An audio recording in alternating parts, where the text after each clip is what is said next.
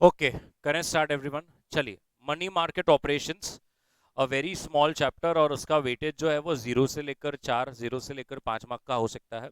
ये कोई specific chapter अलग से मॉड्यूल में नहीं है, इधर उधर स्कैटर्ड है। तो पहले हम लोग इसके सम्स शुरू करने से पहले मुझको बताओ, आपको क्या मालूम है मनी मार्केट इंस्ट्रूमेंट्स क्या होता है? एनीबडी? यस। सो मनी मार्केट इंस्ट्रूमेंट्स का मतलब ऐसी चीज है जिसकी मेच्योरिटी 1 डे से लेकर 365 डेज की होती है। वो सारे इंस्ट्रूमेंट्स जो शॉर्ट टर्म के लिए हैं उसको कहते हैं मनी मार्केट इंस्ट्रूमेंट्स। जैसे मनी मार्केट इंस्ट्रूमेंट्स में एक सबसे फेमस जो चीज हम लोग इंटर में भी पढ़ते थे वो था commercial papers. Yes, commercial papers अगर आपको मालूम है, commercial papers are issued by private companies for their working capital requirement. Yes, CP बोलते थे उसको, कमर्शियल पेपर्स। तो ये एक मनी मार्केट इंस्ट्रूमेंट है। CD, certificate of deposits, which are issued by banks. This is a short-term instrument ranging 90 days to 180 days. Another that you would have heard till now is treasury bills. Government issues treasury bills. Specifically 91 day का treasury bill, 182 days और 364 double होता है। 91, 91 plus 182 plus 364। सो treasury bills हैं जो सरकार issue करती है। One more that you would have heard is bills of exchange.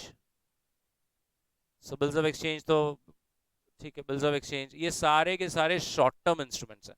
ये सारे इंस्ट्रूमेंट्स की मेच्योरिटी 1 दिन से लेकर 365 डेज के लिए है। 1 डे से लेकर 365 डेज के लिए है। और अभी अपने को इस चैप्टर में सिर्फ और सिर्फ दे विल टेल, बताओ कितना रिटर्न कमाया, बताओ कितना रिटर्न कमाया, क्या रिटर्न आएगा, क्या परसेंट है, कैसे कैलकुलेट करने का, तो उसके ऊपर ही पूरा चैप्टर है। क्लियर है? तो आइए चलिए शुरू करते हैं। थोड़ा सा question number 1, everybody, question number 1, question number 1। so question number 1 क्या कह रहा है? M Limited has to make a payment on 16th of April for 20 lakhs, now it has surplus today, that is 15 Jan, और उसने बोला है कि मैं सोच रहा हूं कि बैंक की सीडी स्कीम में इन्वेस्ट करता हूं जहां पर 8% मिलता है। तो आज उसने कितना अमाउंट इन्वेस्ट करना चाहिए?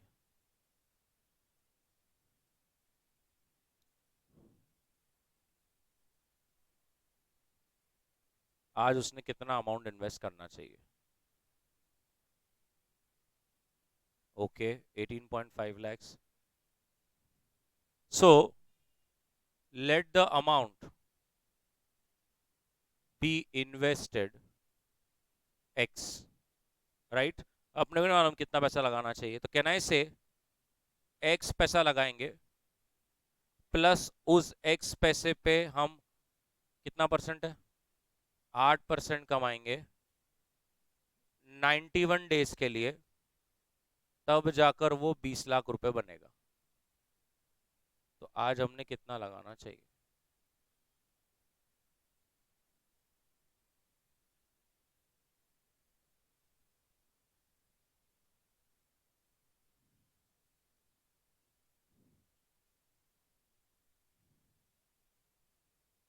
कितना आ रहा है?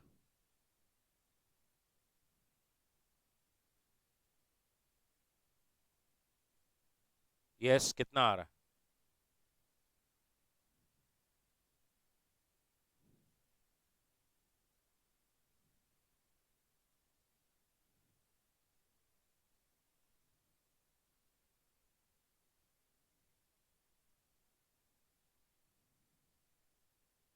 19,60,000, 889, तो 890 कर दूं? 19,60,890। अभी अब इसके ऊपर 8% फॉर 91 डेज कैलकुलेट करके देखो, 20 लाख होता है क्या? होता है तो ये सही आंसर, नहीं होता तो ये गलत आंसर। बस खत्म हो गया।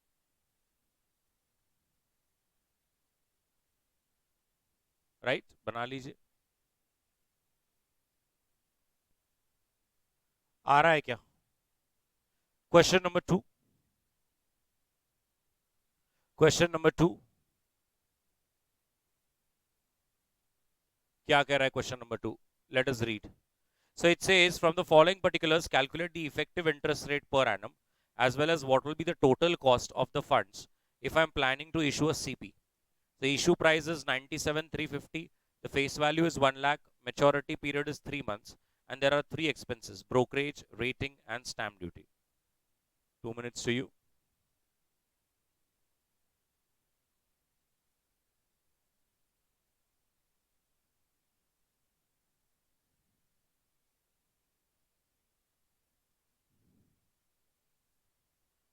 So it's a commercial paper, right? अब ये ना commercial papers are always issued at discount to face value. Maturity पे आपको face value मिलता है, ठीक है? ये क्या याद रखना आप, अगर आपको इंटर में आपने नहीं देखा है तो, कि अगर समझो 1 लाख की सीपी है ना, तो ऐसा मत सोचना कि अगर कोई आपको 8% दे रहा है, मतलब आपको आज 1 लाख रुपए देना है और वो मेच्योरिटी पर आपको 1 लाख प्लस ब्याज देगा। हमेशा वो डिस्काउंट पे इशू होती है सीपी, और मेच्योरिटी पे आपको फेस वैल्यू मिलता है। Is this clear? तो सबसे पहली बात, वो एक कंपनी परस्पेक्टिव से ये जानना चाह रहे हैं कि अपना कितना टोटल झटका बैठेगा, क्योंकि आप देख रहे हैं सीपी इशू करने में कितने खर्चे हैं। तो कहना है इससे सबसे पहला खर्चा होता है इंटरेस्ट का ही, क्योंकि यार आप किसी से पैसे ले रहे हो तो उसको ब्याज तो देना पड़ेगा।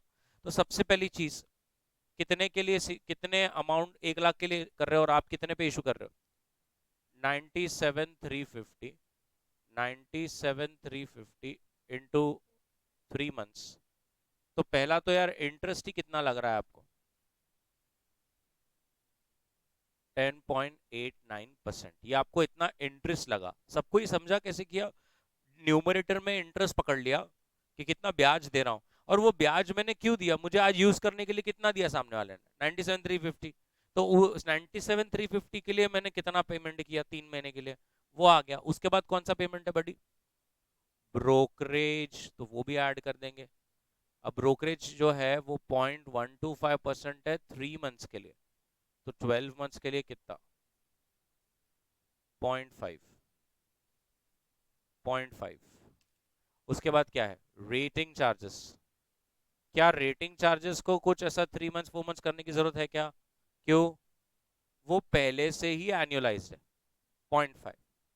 और स्टैम्प ड्यूटी, इसको करना पड़ेगा फिर से। 0.125% इज फॉर 3 मंथ्स, तो 12 मंथ्स के लिए कितना? 0.5। So what is the total cost to the company? Sorry, 12.39। Perfect, everybody बना लीजिए।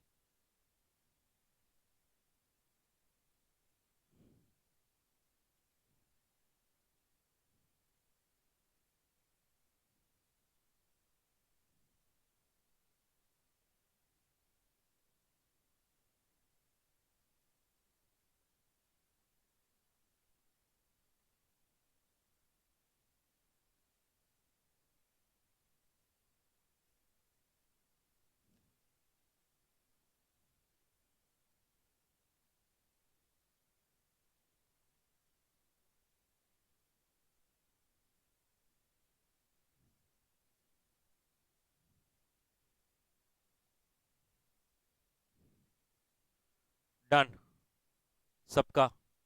Question number 3। क्वेश्चन नंबर 3 कह रहा है कि अगर एक 91 डे का ट्रेजरी बिल है और उसकी फेस वैल्यू 100 है और 6% अगर ईल्ड है, तो हमने इशू प्राइस क्या रखना चाहिए?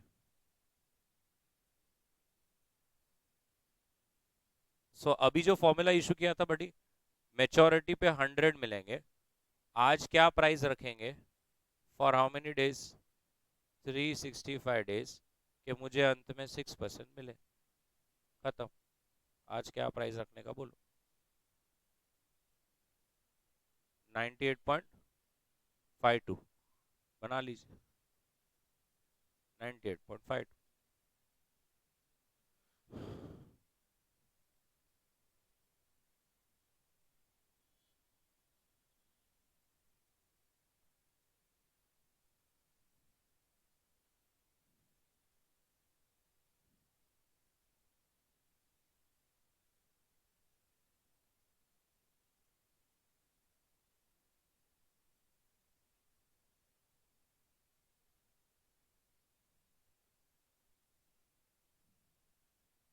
डन।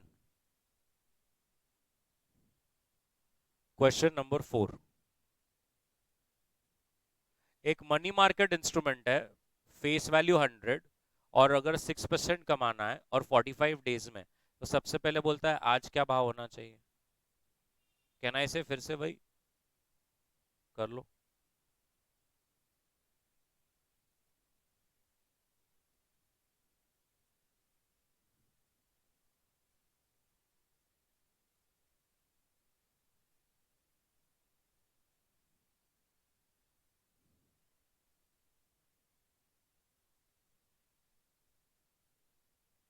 Ninety nine point 99.26। अब बॉन्ड इक्विवेलेंट यील्ड मतलब वैल्यू डाल के आंसर लाना। सो 100 minus 99.26 upon 99.26 into 365 upon 45 into 100।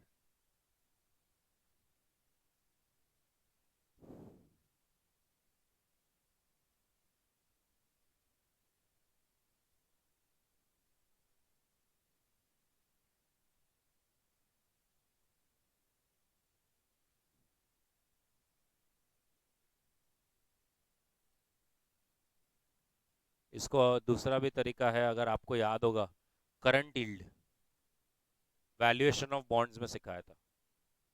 Current yield का फॉर्मूला है कूपन पेमेंट जो आपको मिलता है अपॉन आज का क्या भाव चल रहा है। सो आपको कूपन मिलेगा 6 रुपए और आज का भाव चल रहा है 99.26।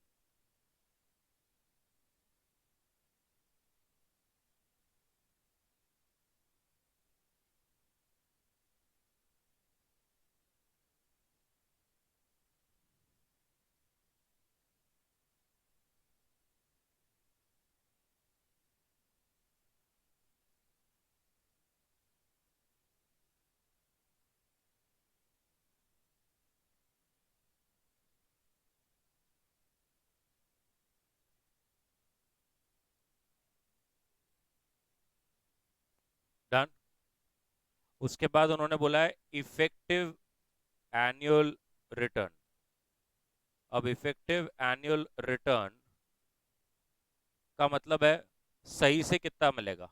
अब सही से इन द सेंस क्या हो रहा है, यहाँ पर कंपाउंडिंग पकड़ के चल रहे हैं वो। ये देखिए 45 डेज के लिए मिल रहा है आपको ये पैसा। अब 45 डेज के लिए मिल रहा है मतलब साल में कितनी बार मिलेगा? 8 बार। Very good sir.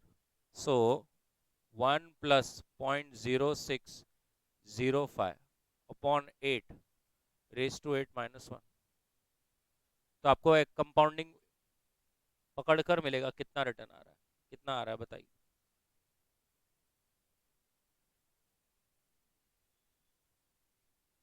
आपको पहले समझाना 6.05 का जो रेट ऑफ इंटरेस्ट है वो साल का है। जब मैंने उसको डिवाइड बाय 8 किया तो मुझे 45 डेज का मिल गया। जब एक बार मुझे 45 डेज का मिल गया तो मैंने उसको रेस टू 8 किया, क्योंकि 45 डेज का इंटरेस्ट इंटू 45 डेज का इंटरेस्ट इंटू 45 डेज का इंटरेस्ट।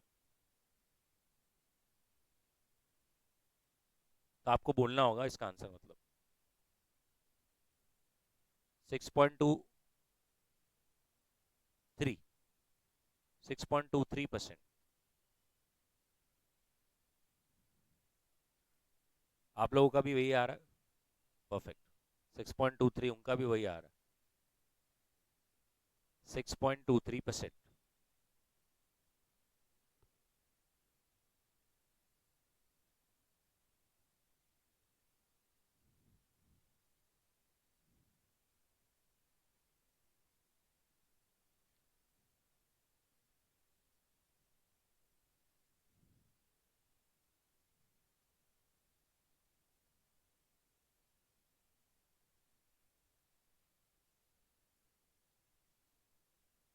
सबका हो गया है तो ही हम आगे बढ़ पाएंगे। Next question 5। पीएनबी में आपने 52 करोड़ रखे थे एक ही दिन के लिए, और रेट ऑफ इंटरेस्ट है 5.65%।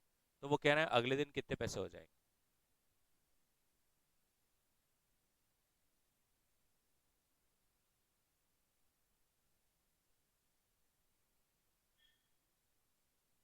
सही है कि नहीं? सो 52 करोड़ प्लस 52 करोड़ पे एक दिन का ब्याज। 52 करोड़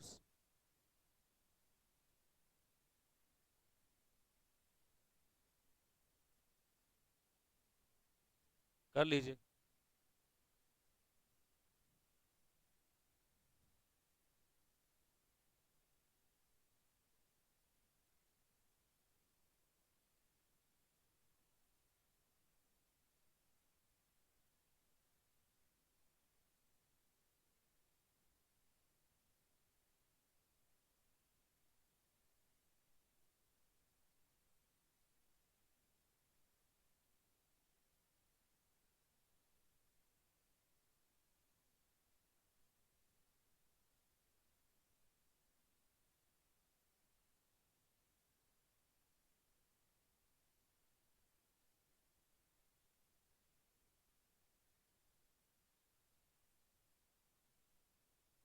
डन। 6। वो बोल रहे हैं कि अगर बिल 28 जून को मेच्योर हो रहा है और आज 3 जुलाई है 2001, और अगर ये प्राइस है तो क्या रेट रेट ऑफ इंटरेस्ट मिल रहा है? फिर से वही। सो 100 rupees minus 92.8918 upon 92.8918 into 365 divide by days गिनो। मैम 12 मंथ्स बोल रहे हैं। 32। मेरे हिसाब से 360 डेज, क्योंकि मैं साल भी देखता हूँ। तो 3 जुलाई से सर आपको घूम के 28 जून तक आना। तो देखो 360 डेज आ रहा है, आ रहा है। बना लीजिए सर, कितना रेट आ रहा है देखिए। बहुत बढ़िया मैम। एक बार दिन आ जाते हैं फिर इजी हो जाता है। 7.76%। ये ऐसे क्वेश्चन है, मैं बोला ना आप सब ऐसे चैप्टर जो है बार बार यही फॉर्मूला पे खेलते रहना है बस।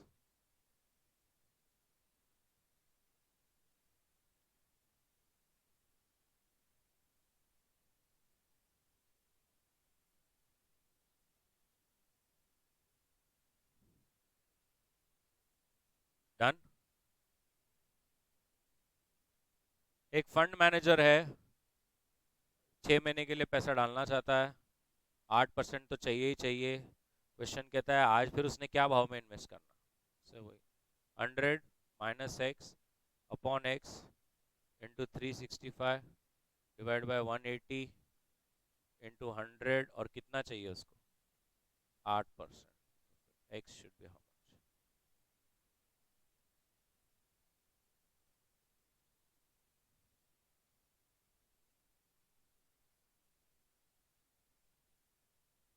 डेज में ही लेना चाहिए हमेशा। यस। क्या आ रहा है सर आंसर? पॉइंट 96.15 आ रहा है क्या? देखो।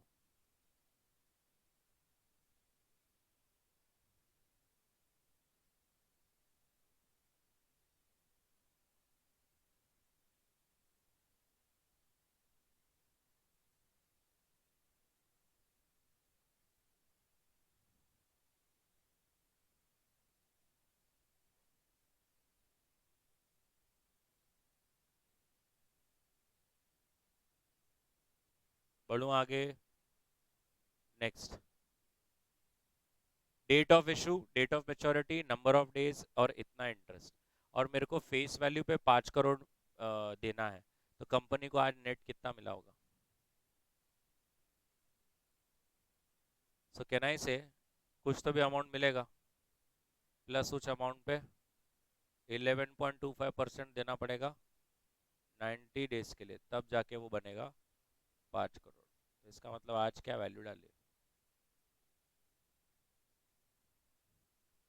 48650 450।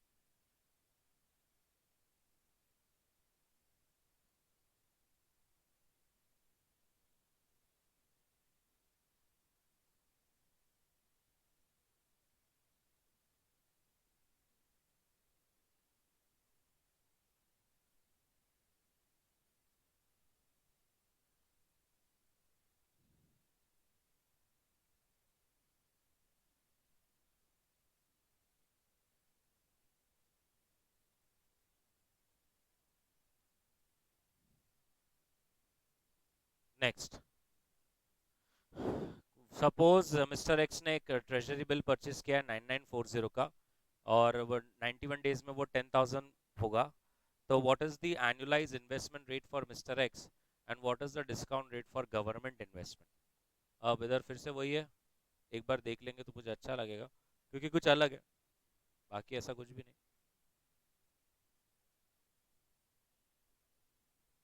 ऐसे करते हैं हम लोग, ये हो गया मिस्टर एक्स के लिए। लेकिन अब जो वो जिस जो व्यक्ति है जो मांग रहा है, जिस डिस्काउंट रेट अगर पूछ रहा है, तो फॉर्मूला में सिर्फ क्या चेंज हो जाएगा?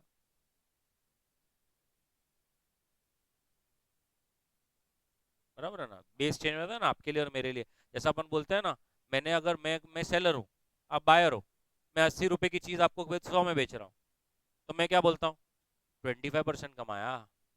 और आप एज अ सेलर क्या बोलते हो? अरे मैंने सर को बोला 20% कम करो, तो सर ने 80 में दिया। आपके लिए 20 है, मेरे लिए 25 है ना, तो वो बेस कम और कुछ भी नहीं।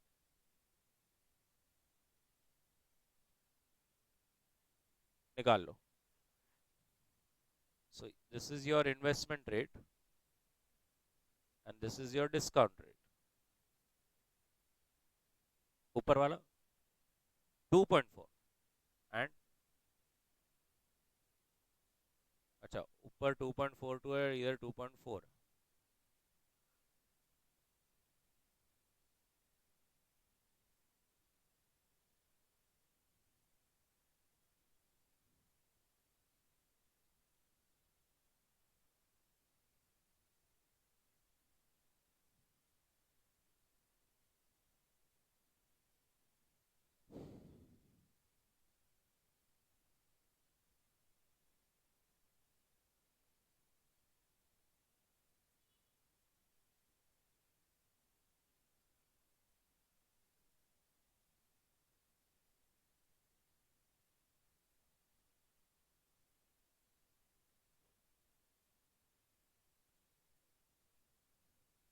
डन, पक्का।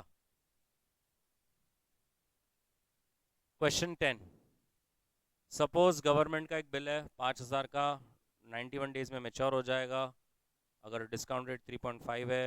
आज क्या फिर से वही, चलो।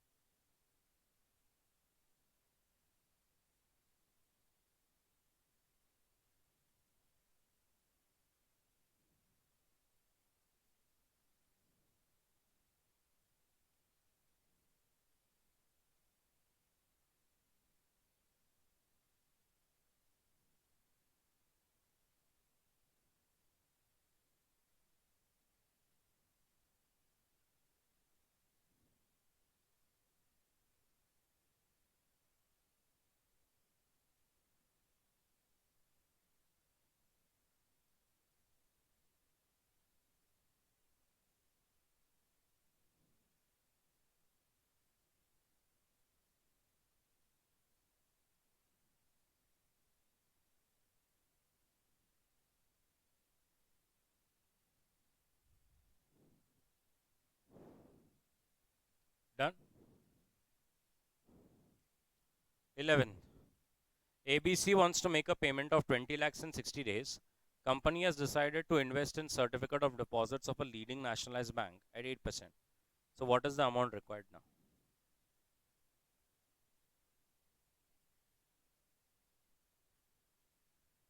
Right? आज कितना इन्वेस्ट करूँ कि 60 डेज में 8% बन के 20 लाख हो जाए? कितना अमाउंट हो जाए? 1974?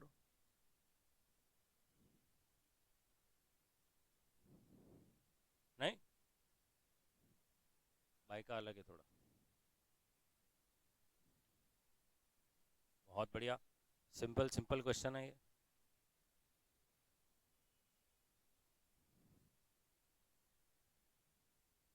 नहीं नहीं, वो तो कुछ टाइम पास है, वो कितनी सीडीज लेने की, डिवाइड बाई 10,000 करो, उतनी सीडी ले लो।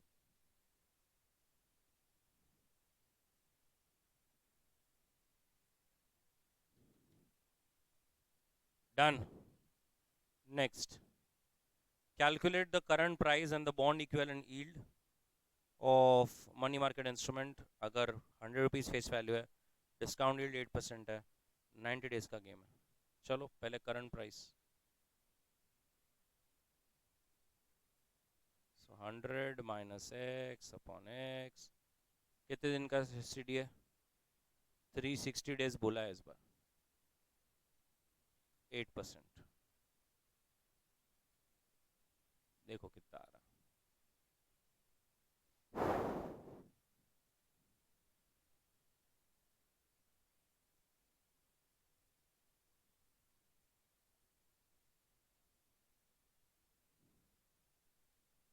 99 पॉइंट, अरे बाप, 98.04। आज नहीं रुक रहे मैम, ये इनका फेवरेट लग रहा है ये।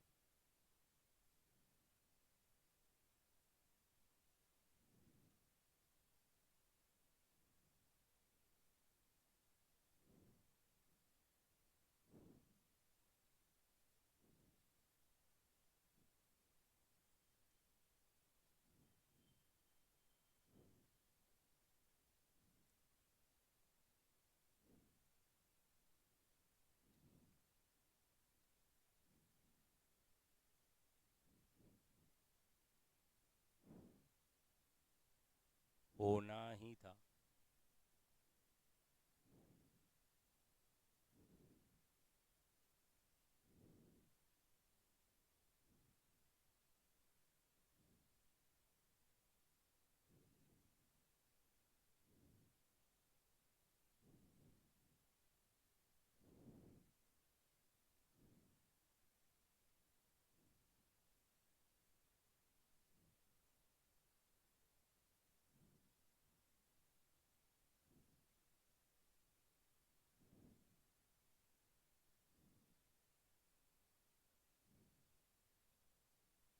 Next, SBI bank borrowed 3 days overnight money and paid 150 to 345 for this 3 days on a borrowing of 40 crores।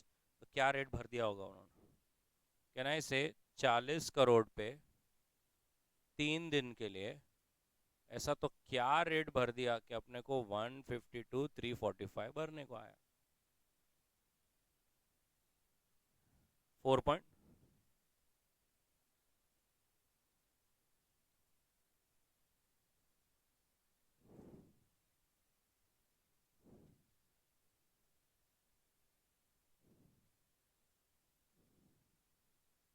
Time value of money वाले क्वेश्चन दिख रहे हैं सब।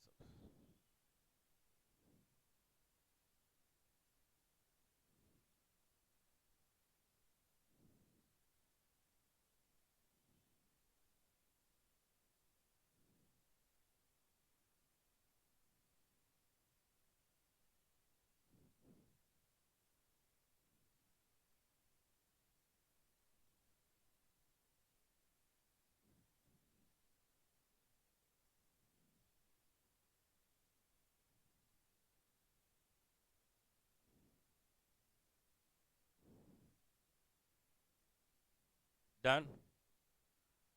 Next, if 182 T-bill are discounted price of 96.52, तो what is the yield?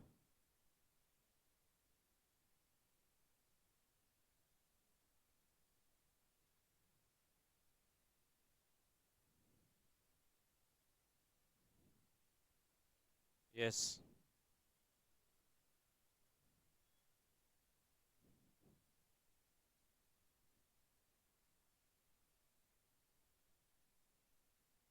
Ma'am ने बोला बोल के लिखा भाई, तुम बोलो तो निकटा देता।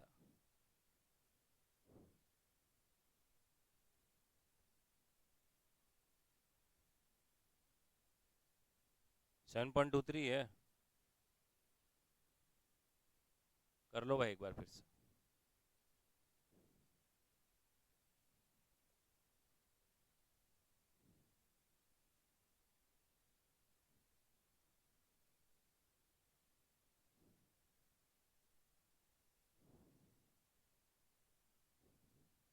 डन. मीना होल्ड्स 91 डे का treasury bill which was issued at 95.25, redeeming at 100. अभी भी 34 डेज बाकी है मेच्योरिटी में, तो आज उसका इंस्ट्रूमेंट का वैल्यू क्या रहेगा? हवा गायब. कुछ भी थोड़ा सा नया आया, हवा गायब. सो पहली बात कहना है इससे, इंटरेस्ट फॉर 91 डेज इज इतना, क्योंकि कोई अगर मेच्योरिटी पे मुझे 100 रुपये दे रहा है और मुझे आज 95.25 देना है, मतलब 91 डेज का वो मुझे कितना दे रहा है? 4.75. Clear? Now if there are 34 days to maturity, this means that कितने दिन हो गए? 57 days have already passed. अरे यस और नो, तो कहना से वो जो ब्याज है वो 57 डेज का अक्रूड हो गया है. Therefore accrued interest is 4.75 rupees पूरे 91 डेज का था. तो 91 डेज में से 57 डेज का इंटरेस्ट कितना होता? 2.98. Therefore value of instrument after 57 days will be 95.25 plus 2.98 का accrued interest.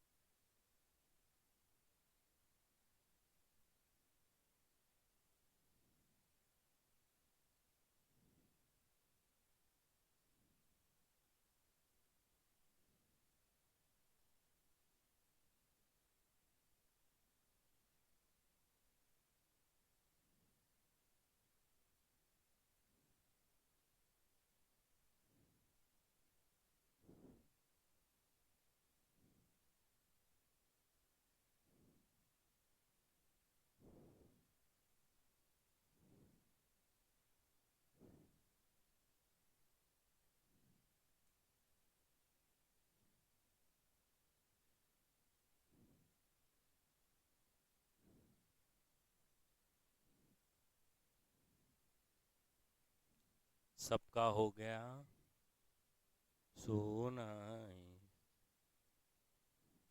सबका हो गया सोना.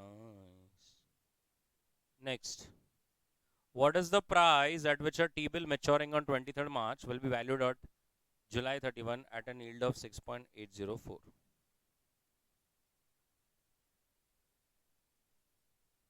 बोलो कितने दिन?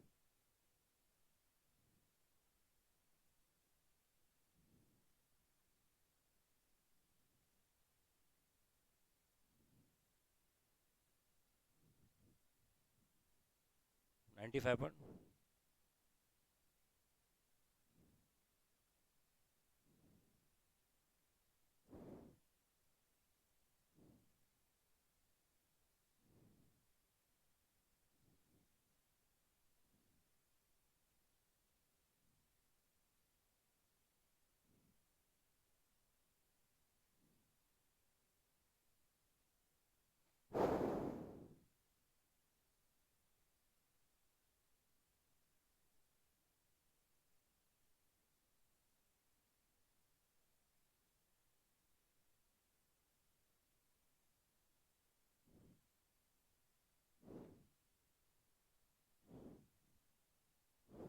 डन.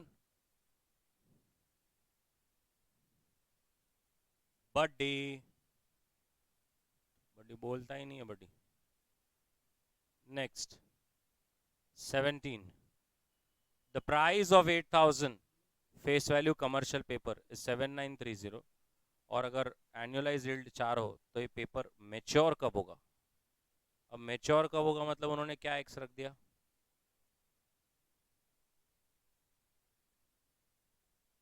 डेज को रख दिया 80।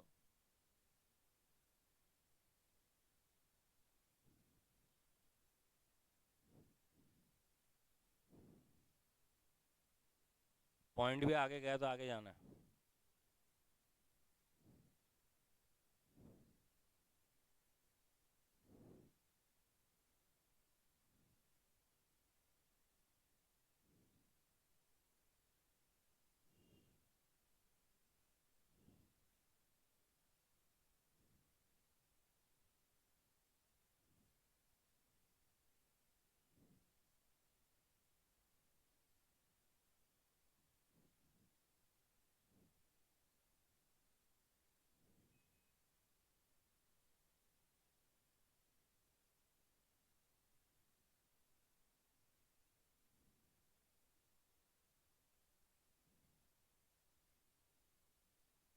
क्या बोल रहे हैं?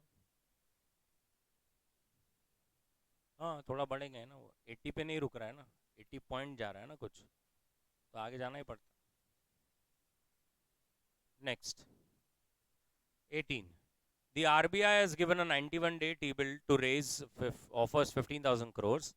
अब ये तीन बिडर है, इनकी बिड आई है, तो क्वेश्चन कहता है कौन, सबकी यील्ड क्या है, और बी बिड कहता है कौन जीतेगा अगर ये यील्ड बेस्ड ऑक्शन है तो, और उसको कितनी सिक्योरिटीज मिलेंगी।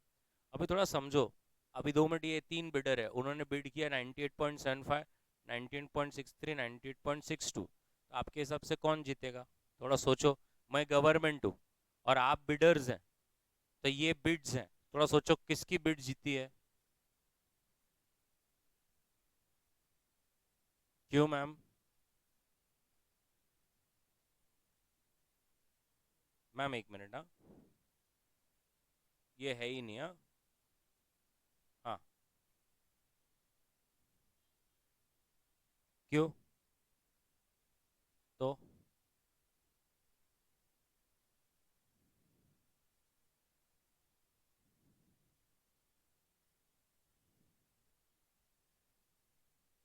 सो ए जीतेगा। अभी कैसे जीतेगा, थोड़ा सोचो, धोखा लगाओ। मेरे को आपको मेच्योरिटी पे कितना देना है? फेस वैल्यू, है ना? इसके पहले कि कुछ गलत हो जाए और मुझे घर जाना पड़े, 100, मुझे आपको मेच्योरिटी पे 100 देना है, क्योंकि ट्री बिल मेच्योरिटी पे फेस वैल्यू मिलता है। तो आपको आज एक प्राइस मुझे देनी है। अब आप 2 मिनट सोचो, अगर मैम बोलते हैं ना 90, फ्रॉम अ गवर्नमेंट परस्पेक्टिव मुझे 10 रुपए का ब्याज देना पड़े, तो ये मेरे लिए फिजिबल नहीं है। मुझे एक ऐसा कोई व्यक्ति चाहिए जो 91 बोले। जो 91 वाला बोल रहा है वो क्या बोल रहा है कि मैं आपको 91 देता हूं, आप मुझे सिर्फ 9 रुपए ही दीजिए। तो मुझे तो वही चाहिए ना, अरे मुझे तो ऐसा व्यक्ति चाहिए जो मुझे बोले मैं आपको 99 देता, मुझे उसको कितना देना पड़ेगा? बहुत बढ़िया, सबको समझा गया? तो जो प्राइस ज्यादा बिड करेगा वो लेके जाएगा। अभी आप देखिए 98.75 वाले ने अगर बिड किया तो मुझे उसको सिर्फ 1 रुपये 25 पैसे देना है, लेकिन मुझे सी है 98.62 डाल दिया उसने, मुझे थोड़े ज्यादा पैसे देने पड़ेंगे उसको, मैं ज्यादा क्यों दूंगा? समझ में आ रहा है? So cute. तो अभी सबसे पहले तो उन्होंने क्या पूछा है, आपको सबकी ईल्ड निकाल लेनी है, सबका ईल्ड निकाल लेंगे।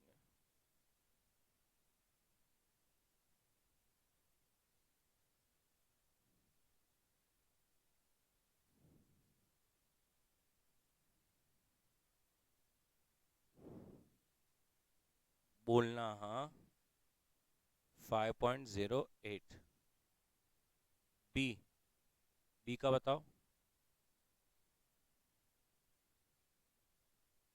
5.57।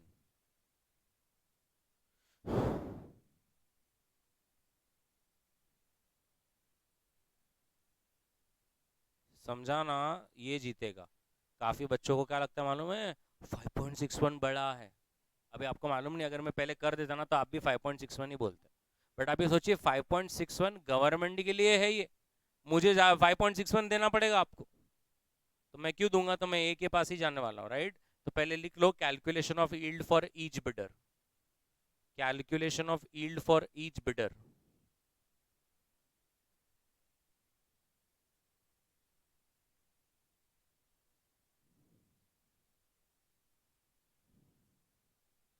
Calculation of yield for each bidder.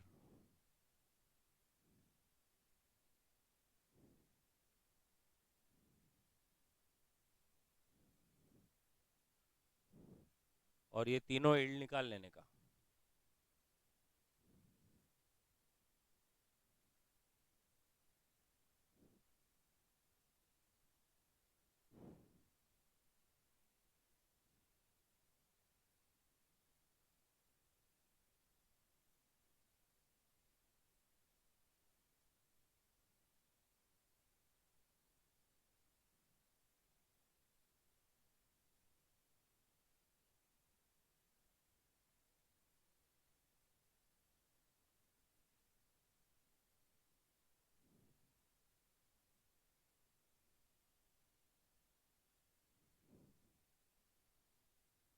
तीनों आ गया सर, एक लाइन छोड़ के B bit.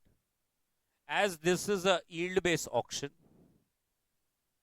as this is a yield based auction, as this is the yield based auction, and since the entire amount of 15,000 crores, and since the entire amount of 15,000 crores can be sourced, can be sourced at the lowest yield of 5.08%, can be sourced at the lowest yield of 5.08%, comma, only A's bid will be accepted. Only A's bid will be accepted.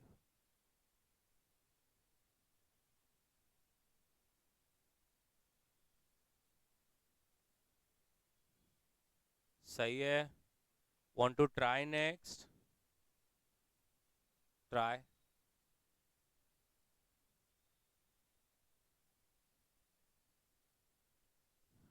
A B C D E B D B D B क्या?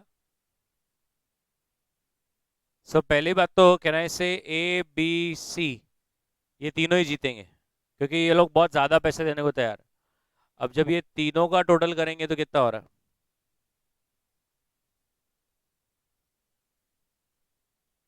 तो 3,500 तो यहाँ चला गया, कितने बच गए आपके पास? क्योंकि आपको 5,000 करोड़ चाहिए, तो आपको 1,500 करोड़ और देना है। बट हुआ क्या, अब जो नेक्स्ट कंटेंडर है भाई, दोनों ने सेम प्राइस कोट करी। अब इसने 1,200 किया और इसने 1,600 किया, टोटल तो 1,800 हो गए, मुझे तो देने हैं 1,500।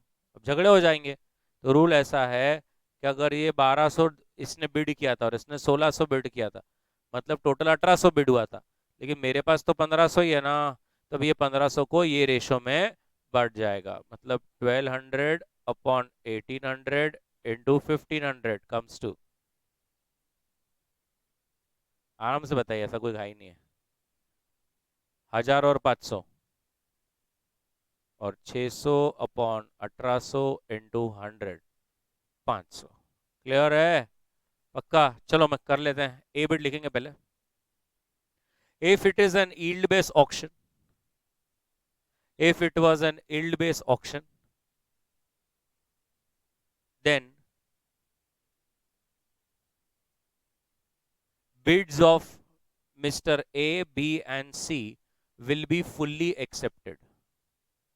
If it was a yield based auction, comma, bids of A, B, and C will be fully accepted. Next line.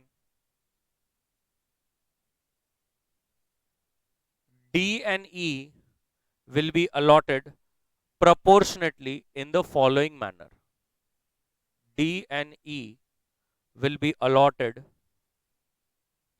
proportionately in the following manner, जिसके अंदर आप पहले लिख देंगे बिडर और उसके नीचे डी और ई,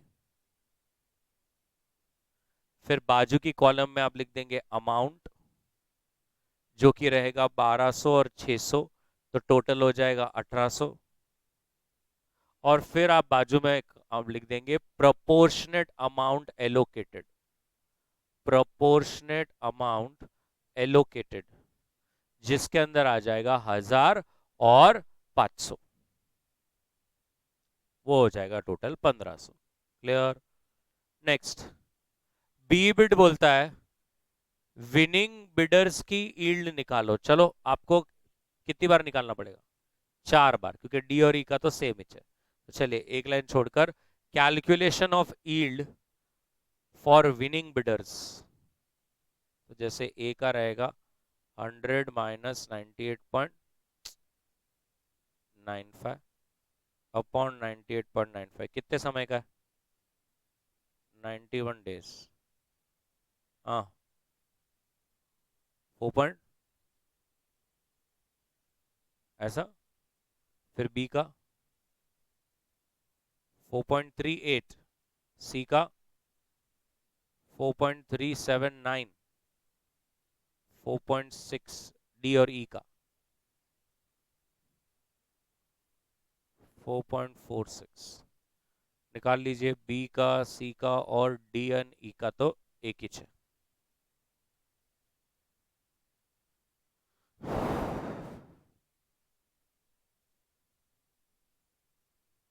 सी बिट भी है। सी बिट क्या कहता है? सी बिट कहता है अगर ये सिंगल प्राइस ऑक्शन होता तो क्या होता। अब सिंगल प्राइस ऑक्शन में क्या होता है, जहां पर आपका पूरा इशू सब्सक्राइब होता है ना, वो भाव फिर सबको दे देना पड़ता है। जैसे आपका भाव, आपका पूरा 5000 कहाँ सब्सक्राइब हुआ? यहाँ पर। तो 98.9 ही फिर आपने ए बी सी डी और ई को दे देना। फिर ऐसा नहीं बोलना ए तेरा धप्पा धप्पा तू तुम्हें ज्यादा देने वाला था, 98.9 हुआ ना, अभी सबको 98, तो फिर क्या होता है, ए बी सी डी का फायदा हो जाता है। क्लियर? तो लिखेंगे if it was a single price auction, if it had been a single price auction, then the price at which the bids would have been allotted, then the price at which then the price at which the bids would have been allotted would be 98.9 for all bidders.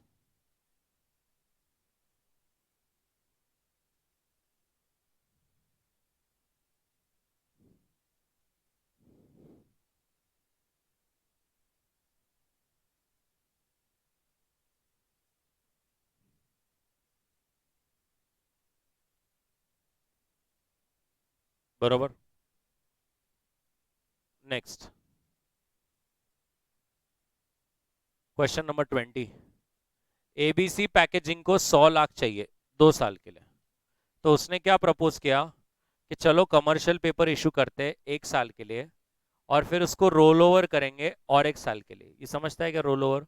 अभी कैसा है, commercial paper का 365 days के ऊपर maturity नहीं हो सकता ना, तो पहले 1 साल के लिए करने का, मेच्योरिटी पे जब सामने वाला आएगा तो उसको बोलने का रिन्यू करने का है क्या, फिर से 1 साल के लिए। तो it's investment bankers of the opinion की कंपनी नया है मार्केट में, तो उसको मिनिमम 12% ब्याज तो देना ही पड़ेगा। ब्रोकरेज रहेगा 0.1% of face value, stamp duty रहेगा 0.5% ऑफ फेस वैल्यू, और क्रेडिट रेटिंग चार्जेस भी लगेंगे आपको 1% ऑफ फेस वैल्यू। तो क्वेश्चन कहता है डिस्काउंटेड कैश फ्लो अप्रोच से इसका इफेक्टिव कॉस्ट क्या रहेगा, थोड़ा सा कुछ कर सकते क्या? अब इधर देखो, what is the funds that you require? 100, 1 crore पकड़ू, सेम ही होता है। उस पे इंटरेस्ट देना पड़ेगा कितना?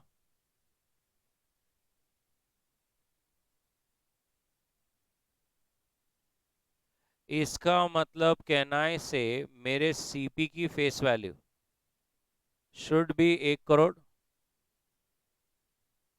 12 लाख, बराबर है।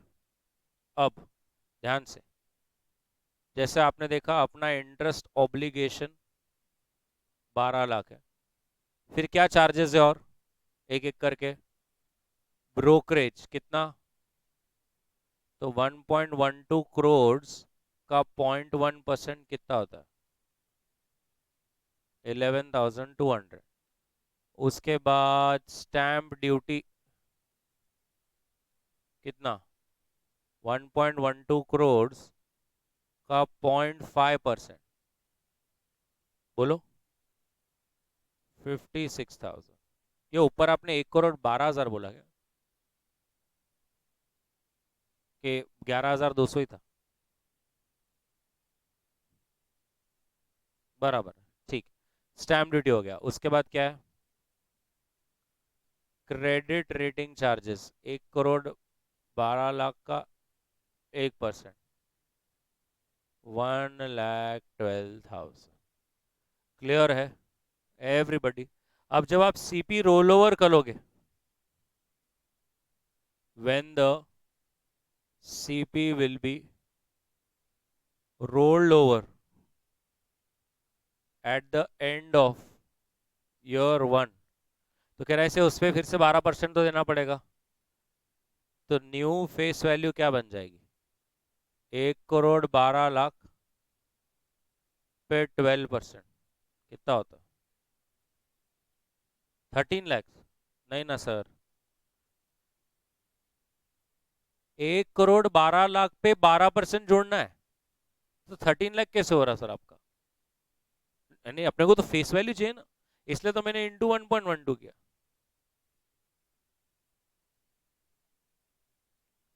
वन पॉइंट, ऐसा नहीं होता है, मेरे को पूरा चाहिए ऐसा, राइट। तो अभी आपका सेकेंड ईयर के लिए नया सीपी रहेगा। अब नए सीपी में ध्यान से देखिए, वी हैव टू इंकर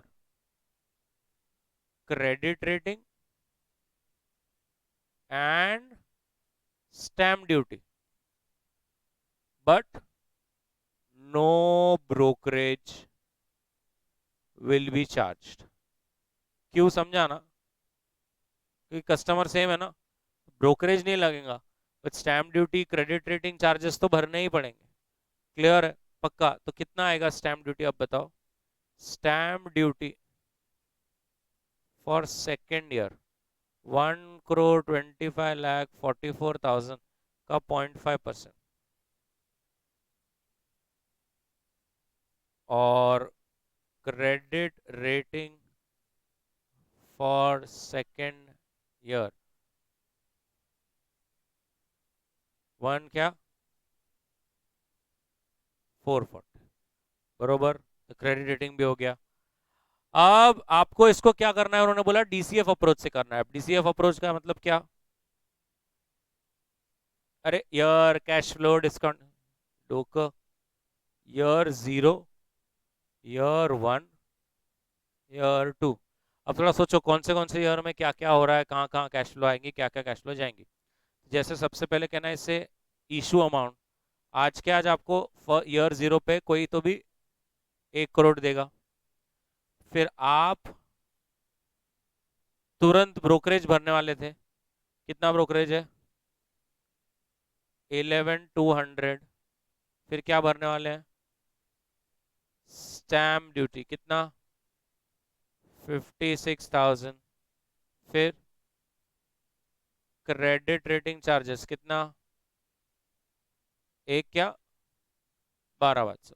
क्या यही आपको ईयर 1 में भी भरना है, ईयर 1 में ब्रोकरेज नहीं भरना, बट स्टैम्प ड्यूटी तो भरना है ना, कितना बोलो,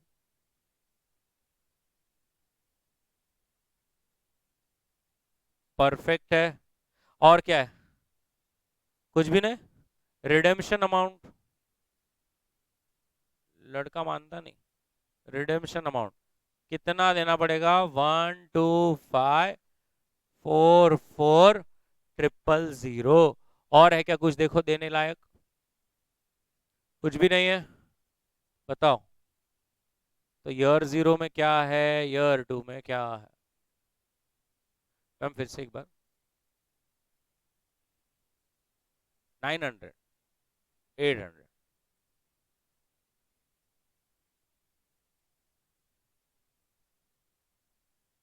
ऐसा? तो moral of the story, year zero में 98,20,800 मिलेंगे। ईयर वन में इतना देना है और ईयर टू में आपको इतना देना है। ये कैश फ्लोज हो गए। अब आप समझ गए होंगे यही कैश फ्लोज को यूज करके क्या कैलकुलेट करना है। याद है? IRR, yes or no? So present value of inflow 98,20,800, present value of outflow, year, cash flow, discounting factor, present value, discounting factor, present value, one or two, 188,160, 125,44,000, ले लो 10% पहले, 0.909, 0.827। मुझे डायरेक्ट आंसर ही बोलो। 188,160 into discounting factor plus this,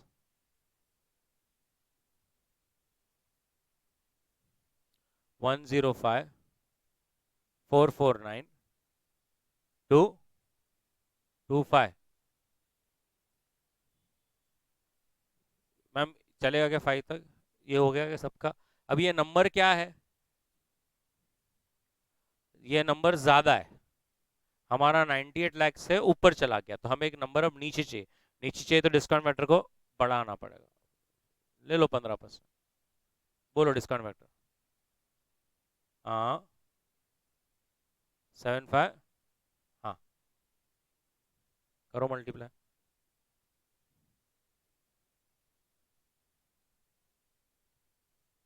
9646,775। Clear? तो अपन उसको कैसा करते थे फिर कि 10% पे इतना और 15% पे इतना, तो डिफरेंस लेते थे 5% पे कितना, 8 9। ऐसा? बोलो कहाँ से जाओ, इधर से कि उधर से?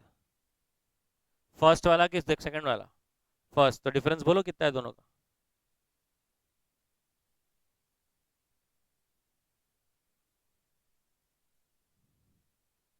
724,125। हाँ, 5 है ये।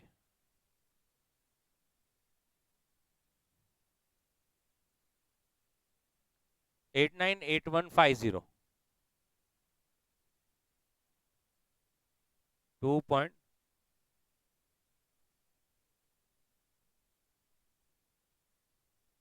देखो, IRR या रेट जो आपको बैठ रहा है वो है 14% या 14.03%। क्लियर? तो ये अपने को पूरी सीपी 14% में बैठेगी। मेरा हो गया, बना लीजिए।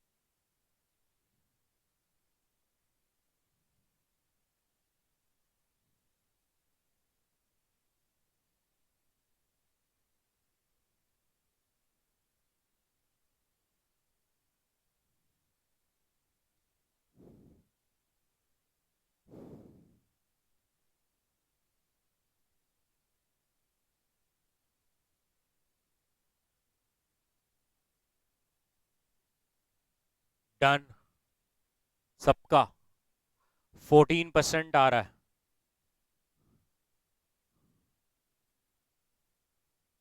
सबका।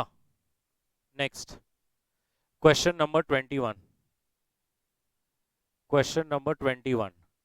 AXY is able to issue commercial paper of 50 lakhs every 4 months and that too at the rate of 12.5%. The cost of placement of this issue is 2500 और एक से बोलता है मेरे को ना 1.5 लाख रुपए बैंक में हमेशा रखने ही रहता है। अगर टैक्स रेट 30% है तो एक्चुअल में ये सीपी पोस्ट टैक्स मेरे को कितने में गिरती है? अब देखो इस सीपी की इशू प्राइस क्या है? 50 लाख रुपए, जिसमें भाई साहब को पहले तो क्या देना पड़ता है? इंटरेस्ट रहता है। तो 50 लाख पर 12.5%, 4 महीने के लिए।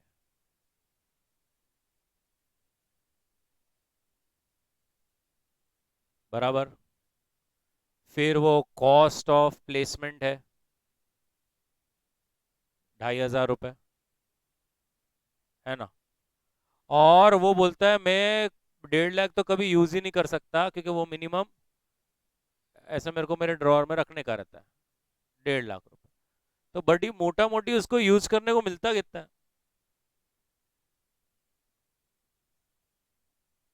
इतना ही यूज करने मिलता है।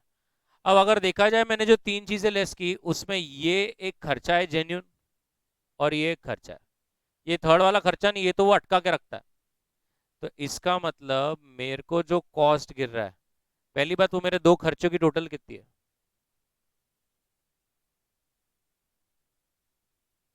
दिस इज माई एक्चुअल खर्चा बट टैक्स रेट 30% है तो every expense of 1 rupee saves me a tax of 30 पैसा, राइट?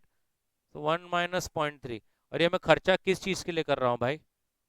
इतने पैसों के लिए। एग्रीड? तो क्या बैठ रहा है उसको हिसाब?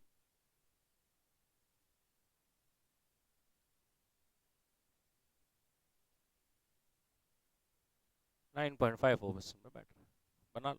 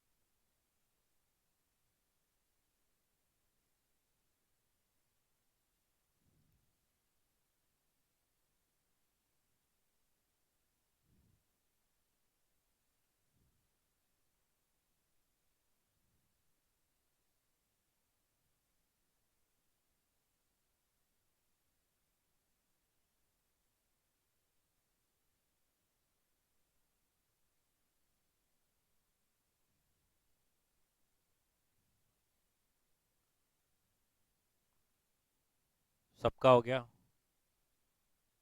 क्वेश्चन 22। तो कमर्शियल पेपर 10 करोड़ का है। इशू प्राइस, इशू डेट ये है, मेच्योरिटी डेट ये है, 91 डेज है। और अगर हम 12% रेट देते हैं तो नेट अमाउंट घर में कितना आया होगा? अब आपको मालूम है ना अपन डिस्काउंट पे इशू करते हैं, सो नेट अमाउंट कितना आया होगा वो मालूम नहीं। बट उस नेट अमाउंट पे सामने वाले ने 12.04% 91 डेज के लिए जब चार्ज किया, that comes to face value. इसका मतलब what was the issue price? 10 खोका।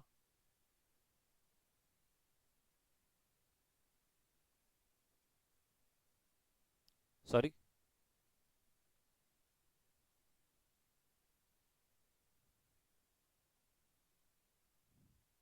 9.7 crore. 9.71 crore बोल रहे हैं।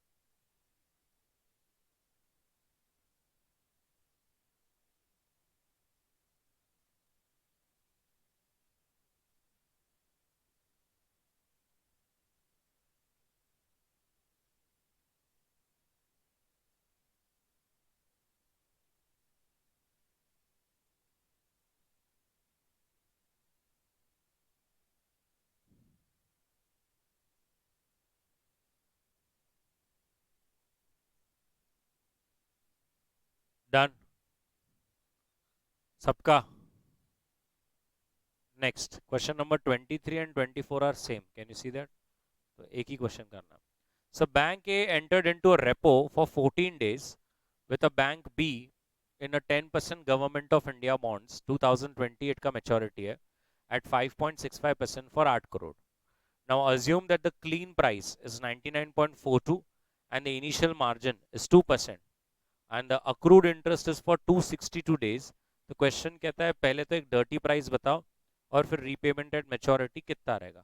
अभी डर्टी प्राइस का मतलब होता है क्लीन प्राइस, जो कि मतलब जो price without accrued interest plus accrued interest करेंगे तो डर्टी प्राइस आता है. लिख लेंगे पहले. Dirty price is equals to clean price plus accrued interest. Clean price plus accrued interest.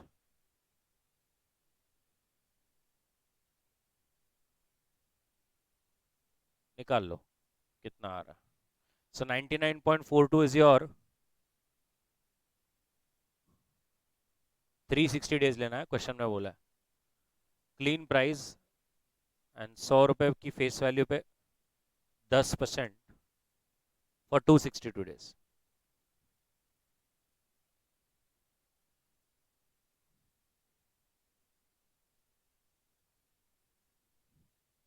$106.698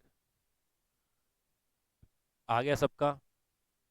अब वो रीपेमेंट एट मेच्योरिटी पूछ रहा है, लेकिन रीपेमेंट से पहले आपको याद है ना, रेपो में भी give securities take money and repay. तो पहले दिखाना पड़ेगा कि कितना पैसा आया और फिर हम बताएंगे कि रीपे कितना है. तो उसमें लिखेंगे बी बिट में we will first calculate the start proceeds also known as first leg.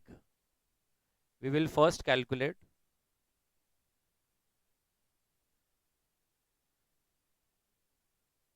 start proceeds also known as first leg. First leg मतलब समझा ना, व्यवहार का पहला पार्ट, और व्यवहार का दूसरा पार्ट मतलब सेकेंड लेग मतलब रीपेमेंट की बारी. सो कितने की अमाउंट है?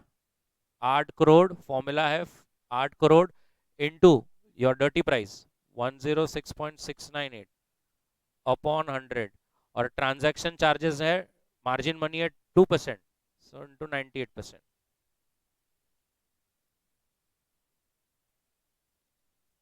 $8.365 crores. This is the proceeds.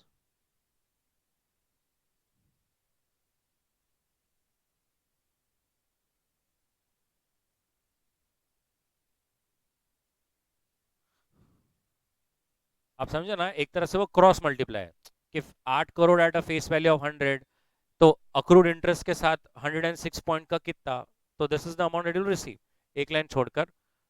therefore the second leg, that is the repayment proceeds, will be the second leg, that is the repayment proceeds will be, आपने बोला 8365 करोड़ मिले थे राइट, तो 8365 करोड़ तो फिर से चुकाने ही पड़ेंगे. अरे यस और नो. और उसके साथ आपको ब्याज देना पड़ेगा. अब कितना ब्याज देना पड़ेगा? आप कौन से बॉन्ड्स में खेल रहे हैं? गवर्नमेंट ऑफ इंडिया बॉन्ड्स में, जो 5.65% देता है. लेकिन आपने कितने दिन के लिए लिया था सिर्फ रेपो? 14 डेज के लिए. सो 0.0565 इंटू 14 डेज का कितना ब्याज बनता है, उतना ब्याज के साथ दे देने का. देखो कितना हो रहा है.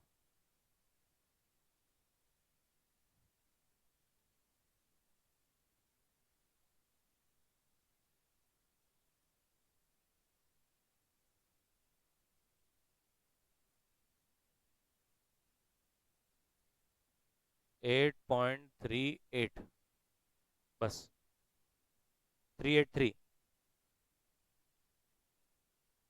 राइट. तो आपने जब लिया तब आपने एक अमाउंट ली कंसिडरिंग द अक्रूड इंटरेस्ट, और जब पेमेंट किया तो वो अमाउंट प्लस जो 5.65% ब्याज पूरे साल का था, 14 दिन का ब्याज आपने सामने वाले को भर के दे दिया. क्लियर? ये तो मैं सर शॉर्ट फॉर्म में ले रहा हूँ. 8.365 करोड़ एक्चुअली सब थाउजेंड में डिफरेंस जाता है. पूरा पूरा एक्सपांड करना चाहिए, बाकी आपका call. So perfect, that's it, money market बहुत प्यारा, 100 - x/x, यस, चलिए, थैंक यू।